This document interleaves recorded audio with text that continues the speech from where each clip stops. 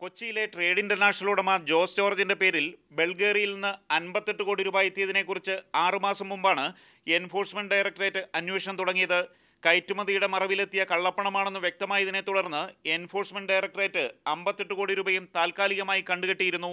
ഇതിനെതിരെ Jose George ഹൈക്കോടതിയെയും enforcement ഡയറക്ടറേറ്റിന്റെ ഉന്നതതല അതോറിറ്റിയെയും സമീപിച്ചിരിക്കുകയാണ്. സൂര്യകാന്തി എണ്ണ കയറ്റുമതി ചെയ്യാനായി ബൾഗേറിയൻ കമ്പനിയായ സ്വസ്ഥ നൽകിയതാണ് 58 കോടിയെന്നാണ് ജോസ് ജോർജ് എൻഫോഴ്സ്മെന്റ് ഉദ്യോഗസ്ഥർക്ക് നൽകിയ മൊഴിയിൽ പറഞ്ഞിരുന്നത്. എന്നാൽ സ്വസ്ഥ എന്ന കമ്പനി തന്നെ വ്യാജമാണെന്ന നിഗമനത്തിലാണ് എൻഫോഴ്സ്മെന്റ് ഉദ്യോഗസ്ഥർ. ഇതിനിടെയാണ് ഇന്ത്യയിലെ ബൾഗേറിയൻ അംബാസഡർ എൻഫോഴ്സ്മെന്റ് മേധാവി കർണാൽ സിംഗിനെ നേരിട്ട് കണ്ട് പണം വിട്ടുകൊടുക്കണമെന്നാവശ്യപ്പെട്ടത്.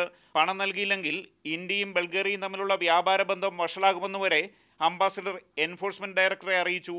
എന്നാൽ ബൾഗേറിയൻ കമ്പനിയായ സ്വസ്ഥയുടെ പ്രതിനിധിയോട് ഇപ്പോൾ നടക്കുന്ന അന്വേഷണവുമായി സഹകരിക്കാൻ നിർദ്ദേശിക്കണമെന്നായിരുന്നു എൻഫോഴ്സ്മെന്റ് ഡയറക്ടർ ബൾഗേറിയൻ അംബാസഡറോട് ആവശ്യപ്പെട്ടത്. പണം വിട്ടുകൊടുക്കാൻ സമ്മർദ്ദം മുറുകിയതോടെ 58 കോടിക്ക് പിന്നിലെ യഥാർത്ഥ ശക്തികളെ തേടിയാണ് എൻഫോഴ്സ്മെന്റ് ഉദ്യോഗസ്ഥർ അന്വേഷണം നടത്തുന്നത്. ബിജു പങ്കജ്, മാതൃഭൂമി ന്യൂസ്, കൊച്ചി.